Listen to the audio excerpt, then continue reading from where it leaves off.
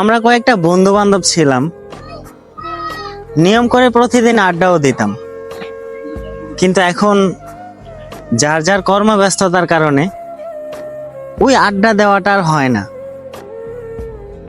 হয়তো কেউ সংসারের মায়ার টানে, সংসারের দায়িত্বের টানে চলে গেছে ওই দূর প্রবাসে, আবার কেউ চলে গেছে শহরের খোলা হলে। আসলে কি বন্ধু, তোদেরকে খুব মিস করি, অনেকটা বেশি মিস করি। ওই যে সন্ধ্যার পর ঘরের মধ্যে বকুনি খাওয়ার পরেও নিয়ম করে একটা জায়গার মধ্যে আড্ডা দিতাম, মুড়ি আর ছানাছুর নিয়ে কারাকারি করতাম। অনেকটা মিস করি ওই সময়টাকে। জানি এই সময়টা আর কখনো ফিরে আসবে না, শুধু স্মৃতির পাতাতেই রয়ে যাবে। তবুও বলি কি বন্ধু, যেখানেই থাকিস না কেন তোরা ভালো থাকিস। হয়তো ওই আড্ডা দেওয়াটা হবে না, কিন্তু কোনো না কোনো সময় তো আমাদের আবার দেখা হবে।